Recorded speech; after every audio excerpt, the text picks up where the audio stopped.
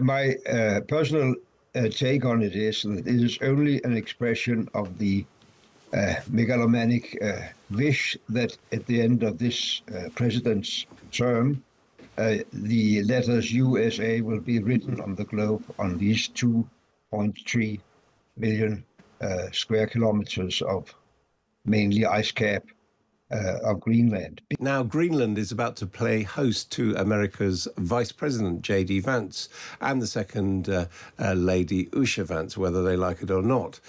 Is it a romantic getaway, or are they on a reconnaissance mission? There have been lots of speculation about the Trump administration's intentions for the 11th largest country in the world. Donald Trump said we're going to get it one way or another.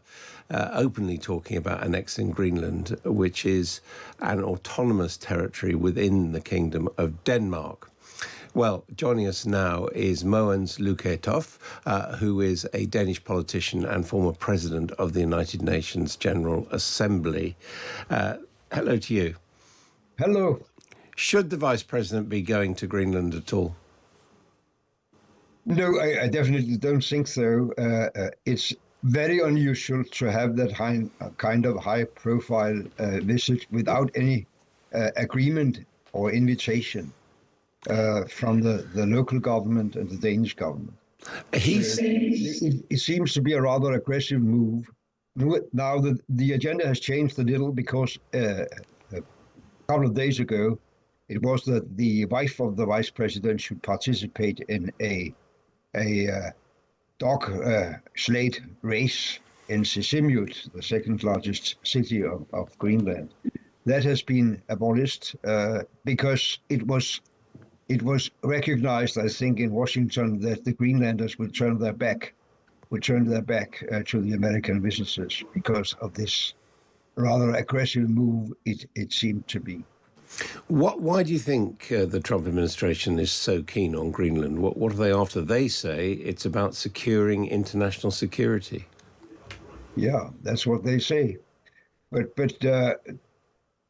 my personal take on it is that it is only an expression of the megalomanic wish that at the end of this president's term, the letters USA will be written on the globe on these 2.3 million square kilometers of mainly icecap of Greenland, because all the other issues raised by the American government now are issues that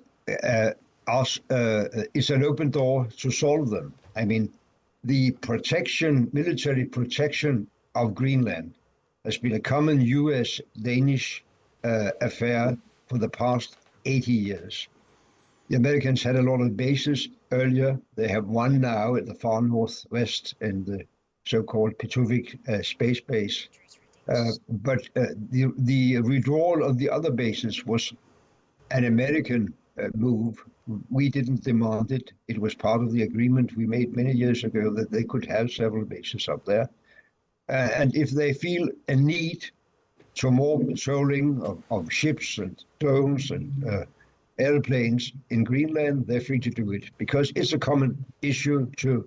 Denmark cannot in itself overlook the whole island of Greenland. That's why we have the agreement with the Americans. Relations between the Greenlanders and the Danish government have not always been good. What would happen if perhaps America buys its way with the Greenlanders, offers them a great deal of money, and they say that they would like to join the United States? What would Denmark do? Well, Denmark cannot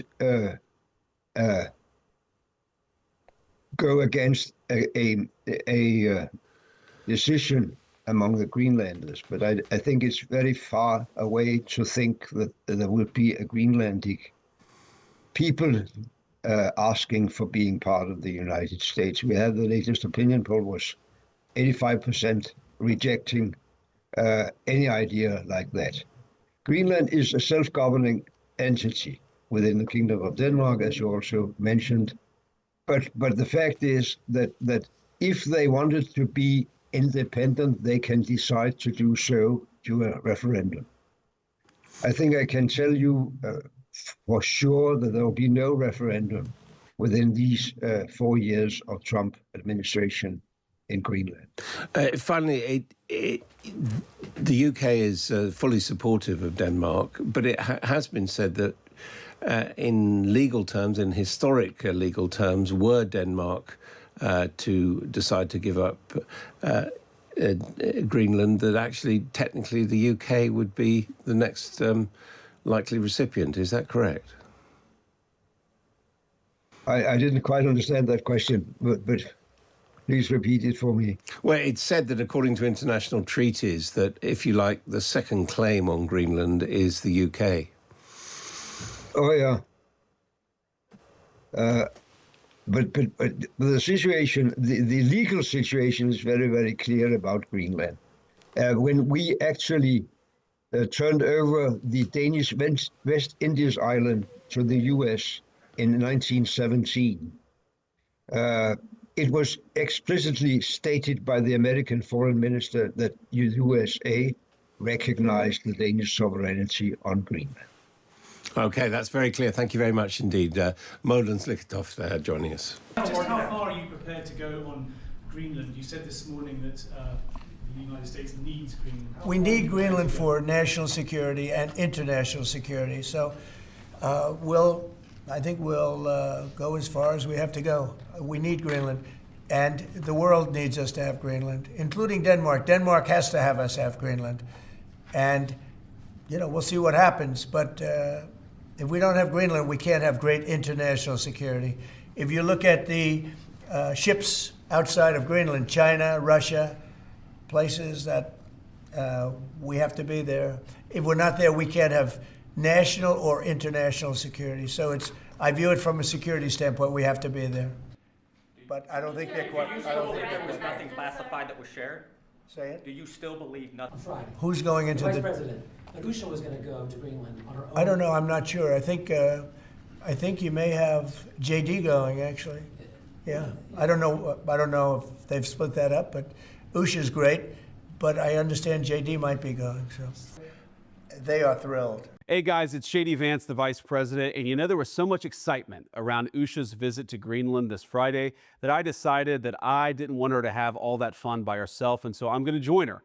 I'm going to visit some of our guardians in the Space Force on the northwest coast of Greenland and also just check out what's going on with the security there of Greenland. As you know, it's really important. A lot of other countries have threatened Greenland, have threatened to use its territories and its waterways to threaten the United States, to threaten Canada, and of course to threaten the people of Greenland. So we're going to check out how things are going there.